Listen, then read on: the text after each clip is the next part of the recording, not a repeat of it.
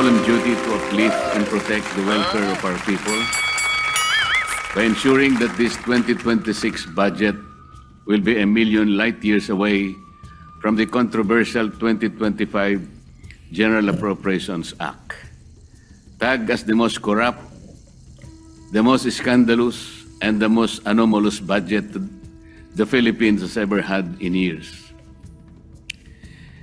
Mr. President, my no vote is anchored on concrete audit findings, fiscal patterns, and policy distortions surrounding various financial assistance programs or ayudas. I may not be part of the bicameral conference committee, but I have faithfully participated in scrutinizing critical aspects of this budget. From the committee hearings, sinamahan natin ang napakasipag nating chairman of the Finance Committee, Senator Sherwin Gatchalian, hanggang sa isa lang na dito sa plenaryo ang committee report. Let me be clear at the outset, Mr. President, I voted in favor of the Senate committee report. I supported our Senate version because it reflected hours of rigorous scrutiny during committee hearings and plenary debates, where we collectively tried to correct the mistakes of the past, particularly those that plagued the 2025 budget and the corrupt and rotten system that gave birth to and proceeded from it. However, come the bicameral conference committee deliberations, tila bumalik sa dating forma ang mga alokasyon na maingat nating binantayan. I commend the move of both houses in acceding to the call of the people to have a transparent and open bicameral conference, and in giving the largest allocations to education, health, and agriculture as mandated by our Constitution. Yet despite these praiseworthy actions, it seems that we have let our guards down in deterring provisions prone to abuse and political patronage. Mr. President, I am not against helping the poor. I have always fought for them. The state has the constitutional duty to assist vulnerable sectors in pursuit of social justice. But after decades of pouring billions into short-term assistance, we cannot deny that the current system of socio-economic interventions is not lifting out our people from poverty. It is merely managing it, and poorly at that. From the start, I have repeatedly expressed my position on the proliferation of ayuda programs. No matter how noble our intentions are, Mr. President, the outcomes fall short of what we envision. After years of pouring billions into short-term assistance, the hard truth remains. The lives of our people are not improving. Worse, the number of Filipino families who consider themselves poor continue to rise. The data are unmistakable, Mr. President. The September 2025 Social Weather Station survey revealed that 50% or at least 14.2 million Filipino families consider themselves poor, 1% higher than the 49% previously recorded just 3 months earlier.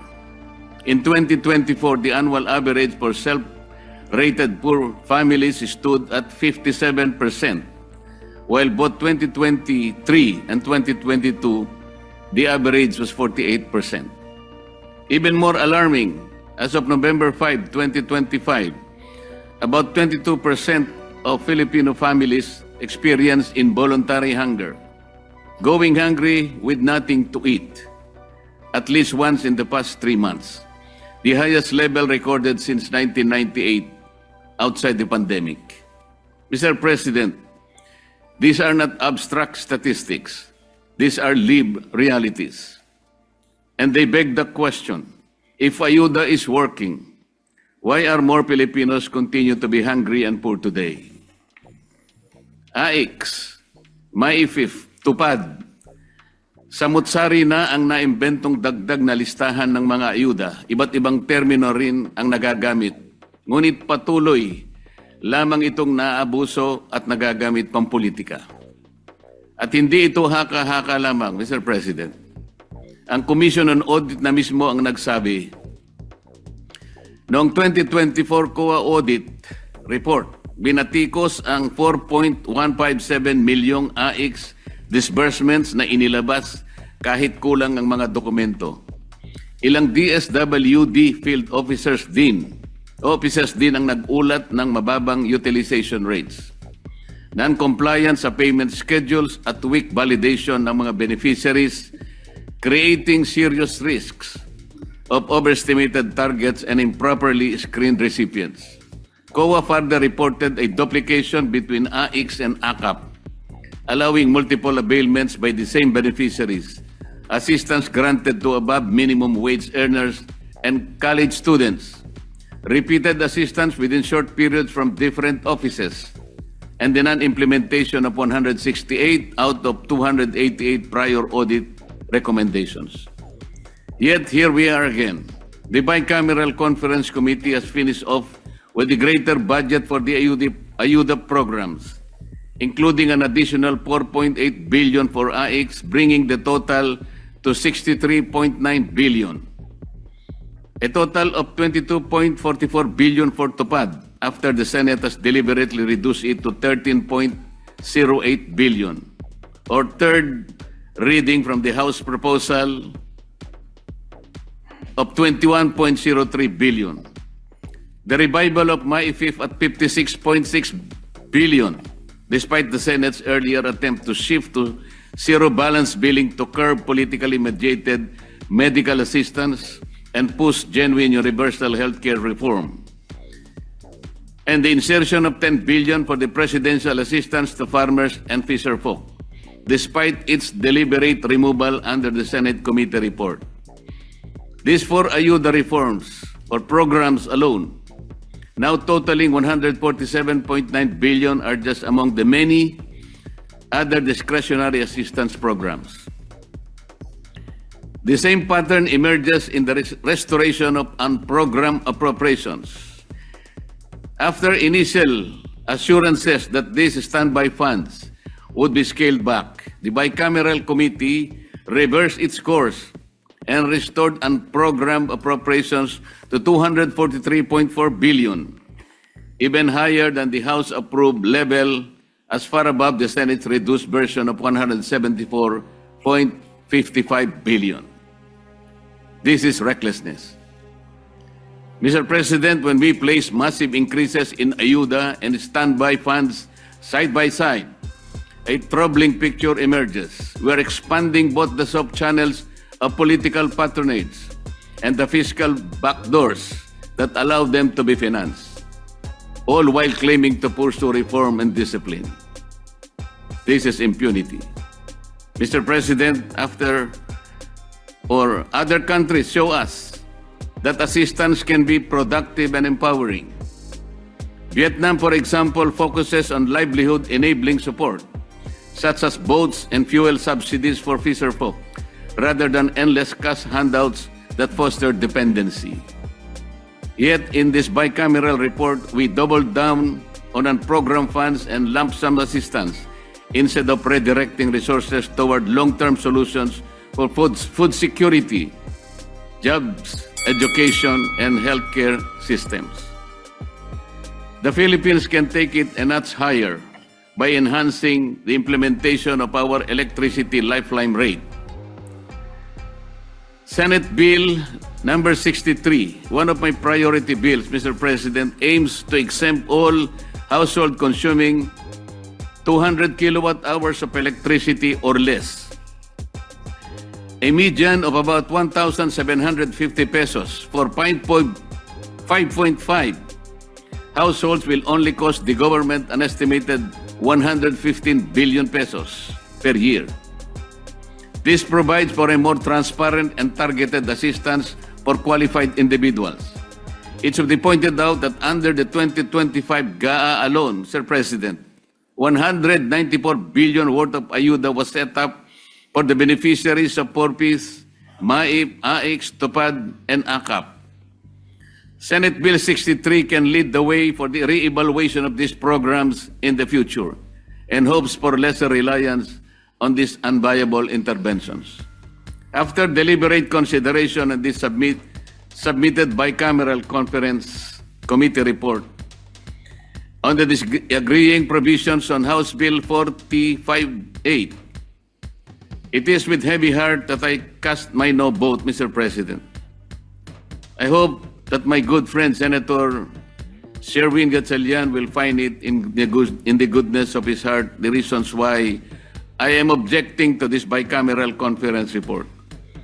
Masakit ang loob ko na mag-object dahil kasama niyo akong nagumpisa at nagsimula sa pagbusisi nitong 2026 budget. But I stand my ground for the conviction against the chance of possible abuses of the budget. Despite all the protective measures instilled in this budget, there is the ever-present danger of loopholes in the wordings that may be exploited. An uncomfortable reminder that safeguards on the paper do not always prevent abuse in practice. Matuto na tayo sa mga multo ng kahapon. Huwag na nating bigyan ng pagkakataon na maulit ang mga anomalyang hanggang ngayon ay hindi pa napapanagutan at nagdulot ng puot sa ating mga puso. Maraming salamat, Mr. President.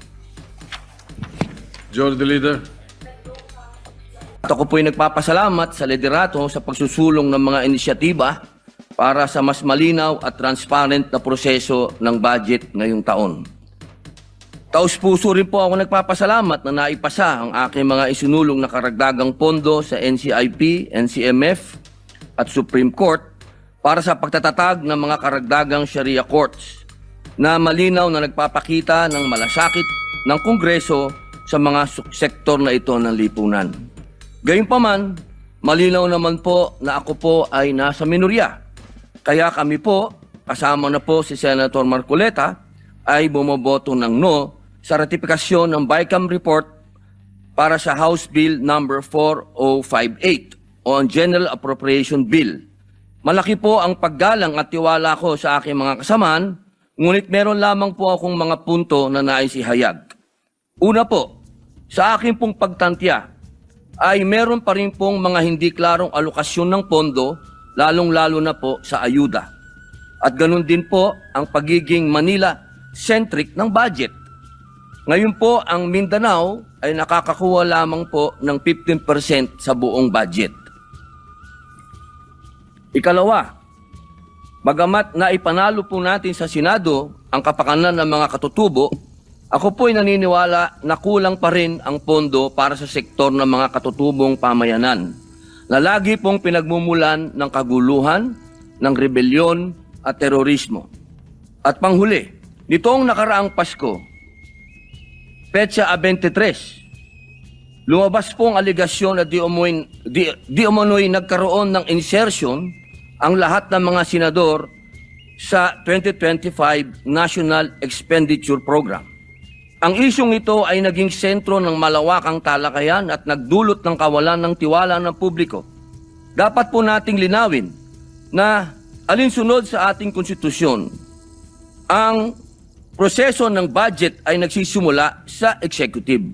Ang paghahanda ng budget o ang National Expenditure Program, na kilala rin bilang President's Budget, ay kapangyarihan ng Pangulo na ipinagkaloob ng saligang batas.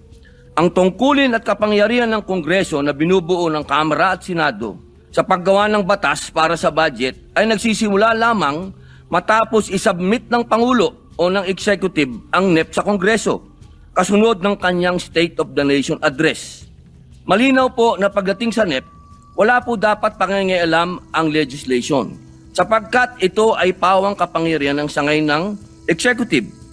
Hindi ko po lubos maunawaan kung paano pong naisama ang aking pangalan sa listahan ng mga di umano'y nagkaroon ng insertion sa pondo ng DPWH sa ilalim ng 2025 NEP o tinatawag ngayong Cabral's List. Ginoong Pangulo, napakasakit po nito sapagkat ako po sa panahon na yon ang presidente ng opposition party na sa kalagitnaan po ng kampanya at eleksyon ay nailagay po ang aking pangalan dito. Ito po'y napakasakit po para sa akin. Dagdag pa po rito, Nariyan pa po ang agam-agam na maaaring muling maiuwi sa kategory ng for later release ang malaking bahagi ng budget. Partikular na ang amyendang ating inihain sa bulwagang ito. Halimbawa po, sa ilalim po ng 2025 General Appropriations Act, nagkaroon po ako ng iba't ibang amyenda para sana sa mga proyektong makatutulong sa mga tao at lahat po yun ay nag-umpisa na magmula pa po noong 2023. Sana po, ay hindi na po ito may FLR pero ang balita po, yun daw pong mga hinog, kami po yun, yung oposisyon, yung mga hinog ay ma-FLR uli. Kung ganito lang din po ang mangyayari, hindi ba't parang nasasayang lang ang paghihirap at pagsisikap natin sa deliberasyon? Ang FLR ay bahagi ng proseso, pero nagresulta ito ng pagkaantala sa agarang benepisyo para sa mga nangangailangan nating kababayan, lalong-lalo na po yung nag-umpisa ng mga proyekto. Ang deliberasyon at pag-aproba ng pambansang budget ay isang malaking responsibilidad ng legislation na hindi dapat pinababayaan. Huwag sana nating hayaan na ang reputasyon ng Senado at ng buong institusyon ng Kongreso ay masira dahil sa pagkakaroon ng mga aligasyon at kontrobersya. Kung ang mga ito ay hindi tutugunan at itatama, mababaliwala ang maraming buwan, mahahabang araw at gabi na ipinuyat at ginugol ni Senator Win Gatchalian upang busisiin ang budget ng bawat ahensya ng gobyerno. Nais ko ding pong kunin ang pagkakataon na ito upang ipahayag ang aking mungkahi para sa 2027 budget upang maiwasan ng anumang iskandalo. Una, marahil ay napapanahon na upang makonsidera ang pag-amyenda ng ating saligang batas. Naway maisang alang-alang ng ating kasama, Senador Kiko Pangilinan bilang tagapangulo ng Committee on Constitutional Amendments and Revision of Codes, ang pag-update sa mga probisyon ng konstitusyon, lalo na po patungkol sa kapangyarihan ng legislation sa pag-amyenda ng budget. Baka maaring pag-aralan kung nararapat nating alisin ang kapangyarihan ng legislatura na mag-amyenda ng budget dahil nakita nating madali itong maabuso ng mga gahamang nasa pwesto o di kaya patibayin ang mga limitasyon sa kapangyarihang ito. Pangalawa, batid ko pong matagal na proseso ang pag-amyenda ng saligang batas dahil sa usapin ng voting jointly at voting separately. Kaya muli, isinusulong ko ang aking panukalang batas, ang Senate Bill 1299 o Mahiya Namang Kayo Act na naglalayong ganap ng alisin sa ekwasyon ang panghihimasok ng mga mambabatas sa pagtukoy, pagpopondo at pagpapatupad ng mga proyekto. Dahil po sa mga nabanggit na kadahilanan, ako po ay bumoto ng no sa House Bill number 4058. Hindi po ibig sabihin na baliwala lahat ang hirap ni Senator Gatchalian. Ako po'y saludo sa kanya. Ngunit, kailangan pong ibigay ko ang boto na ito para sa taong bayan. Maraming salamat po.